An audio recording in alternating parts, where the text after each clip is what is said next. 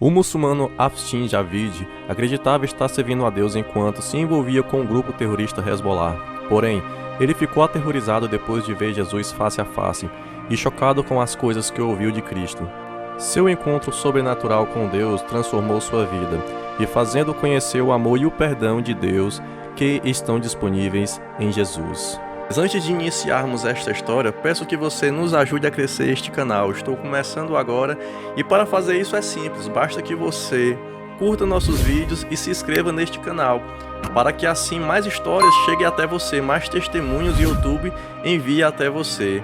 Espero que você goste da história que você irá escutar agora. Deus te abençoe. Eu nasci na parte sul do Irã, em uma cidade chamada Abdon.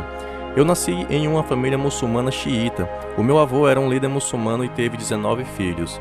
E dos 19, ele teve 84 netos. E obviamente, ele teve que escolher um para carregar e transmitir o perdão espiritual e os ensinamentos para a próxima geração.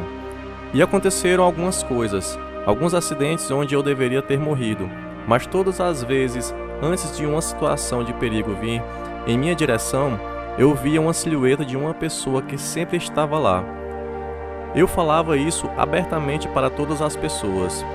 E com isso, o meu avô pegou esse sinal e me deu muita atenção. Ele me ensinou todas as coisas que sabia sobre o islamismo. Eu me juntei ao Hezbollah. Estive no exército por cerca de 3 anos e estudei o Alcorão extensivamente enquanto estava lá. O meu avô realmente plantou uma semente no meu coração.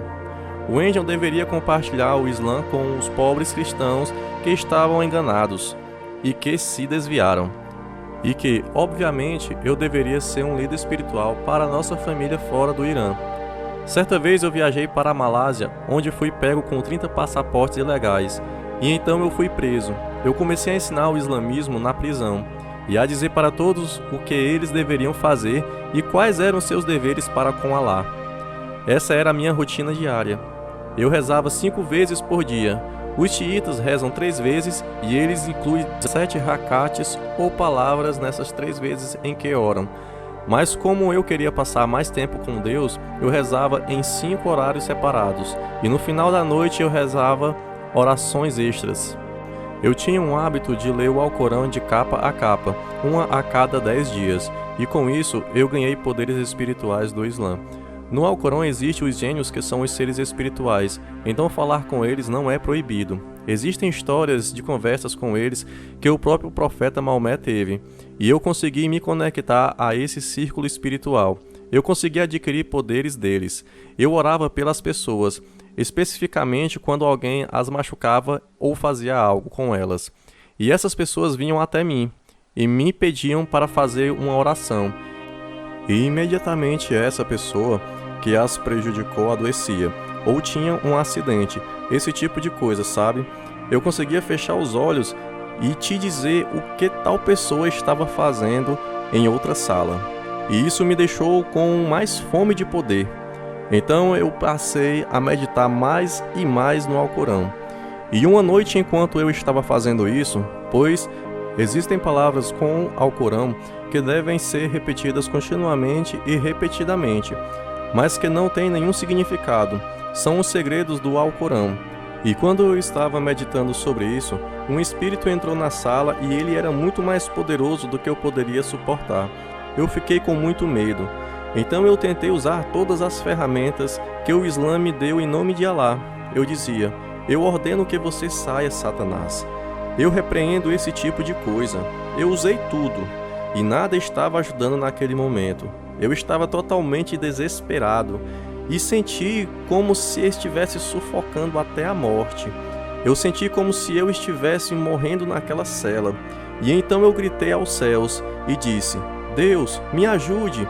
E imediatamente eu ouvi uma voz tão clara quanto você está me ouvindo agora, me dizendo: use o nome de Jesus. E eu não tinha pensado nisso nem por um segundo. Eu apenas me sentia como se estivesse me afogando. E se um homem está se afogando e você dá uma corda para ele, ele nunca vai te questionar sobre a cor da corda. Ele apenas vai se agarrar a ela. E foi isso que eu fiz. E eu disse: Jesus, se você é verdadeiro, mostre-me a si mesmo. E até hoje eu não tenho ideia do porquê eu disse isto dessa maneira, mas foi isso que eu disse. E antes que eu terminasse a frase, tudo voltou ao normal. Porém, essa ainda não é a minha conversão. Esse foi o começo da minha confusão do porquê Jesus ajudaria um muçulmano. Eu tinha feito tudo o que estava ao meu alcance para ser um bom muçulmano. Eu já tinha tentado me comprometer no caminho de Alá e ser um mártir por ele. O governo do Irã estava acostumado a emitir para as pessoas que estavam dispostas a se sacrificar um Alcorão especial, que tinha um selo de permissão do governo, e por isso eu participei de execuções por enforcamento. Enfim, eu fiz tudo o que eu pensei que deveria fazer contra os fiéis, e tudo o que poderia fazer para compartilhar Alá com os desviados. Então eu sabia que algo estava errado, e não era porque eu duvidava de Alá ou do Islã, mas isso me confundiu, e eu tentei simplesmente esquecer isso.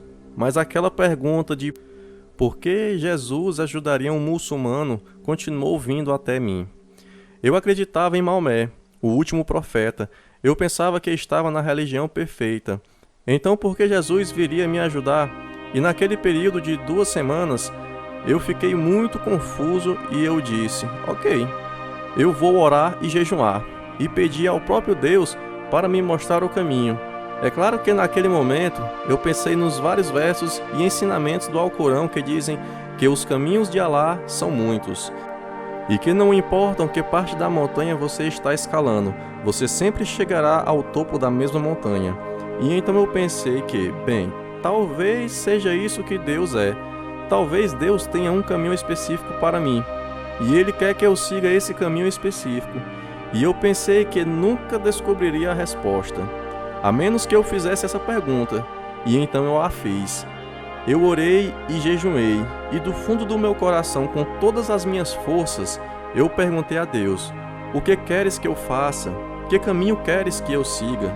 E durante 2 semanas eu orei e jejuei em todas as horas que eu consegui ficar acordado. Eu adormecia, acordava e orava de novo, e de novo, sempre perguntando a Deus, qual é o caminho que o Senhor quer que eu siga? E depois de 2 semanas sem sucesso, eu não tive respostas e fiquei muito frustrado.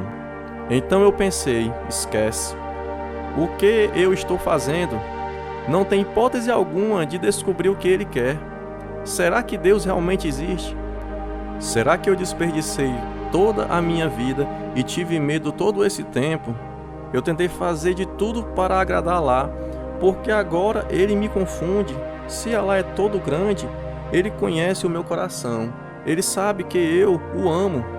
E eu perguntei para Ele se essas coisas são importantes. Eu orei por 2 semanas e nada aconteceu. E então eu disse, quer saber? Eu vou fazer o meu próprio caminho. E vou fazer o que me agrada. E no exato momento em que eu disse isso, eu senti o poder de Deus enchendo aquela sala. E no Islã, o maior pecado que você pode cometer, e por isso nunca será perdoado, é duvidar do próprio Deus, duvidar dos seus ensinamentos, duvidar do seu profeta. E eu fiz isso. E no Islã, eles ensinam que Alá nunca visita seres humanos. Eu estava sentindo que tinha cometido um pecado imperdoável, e a presença de Deus estava na sala. Então eu fui confrontado imediatamente com a sua santidade, e colocou esse peso do pecado sobre mim, e eu sabia que Deus era justo, e que por Ele ser justo, Ele deveria me matar, e que Ele deveria me limpar da face da terra, porque eu estava cheio de pecados, e eu chorei, porque eu literalmente não queria morrer, mas eu sabia que não havia chance. Ele era tão santo e eu era tão mau.